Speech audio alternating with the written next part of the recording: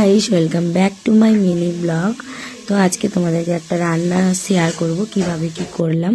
তো চলো, সবজিগুলো দেখে বুঝতেই পারছো নিশ্চয়ই বৃষ্টির দিনে খিচুড়ি রান্নার প্রিপারেশনটাই তোমাদের সাথে শেয়ার করব। এখানে যা যা লাগবে আমি নিয়ে নিয়েছি: কাজু, কিশমিশ, লাল বাদাম, সয়াবিন, আর এখানে রয়েছে ডাল। তারপরে রয়েছে, আজকে করব গোবিন্দভোগ চালের খিচুড়ি।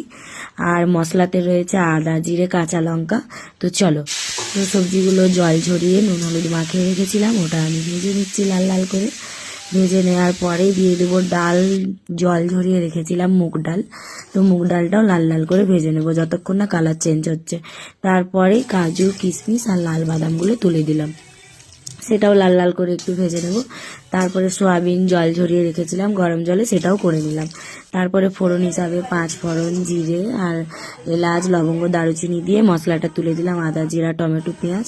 তারপরে মশলাটা তেল ছাড়িয়ে গেলে চাল ডাল একসাথে তুলে নেড়ে নিলাম। এটা আস্তে আস্তে কালারটা চেঞ্জ হতে লাগবে, ততক্ষণ মানে লো ফ্লেমে দিয়ে আমি নাড়াচাড়া করব চাল ডাল। তারপরে হয়ে গেলে তারপরে দিয়ে দেবো সবজিটা। তারপরে সবজি সহ আর চাল ডাল সহ মশলা সহ হালকা হালকা করে নাড়াচাড়া করছি। করতে করতে কালারটা চেঞ্জ হয়ে গেলে, তো কড়াইটা ছোট হয়ে গেছে, তাই আমি 5 লিটারের এই যে প্রেসার কুকার দেখছো, ওটাতে আমি সব মশলা সবজি টবজি সব দিয়ে দিলাম।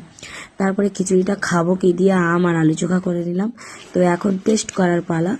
উফ, দুর্দান্ত লাগছে খিচুড়িটা। আমি করেছি বলে বলবো না, তোমরাও ট্রাই করতে পারো আর আমাকে কমেন্টে জানিও এইভাবে খিচুড়ি করলে কেমন লাগে খেতে।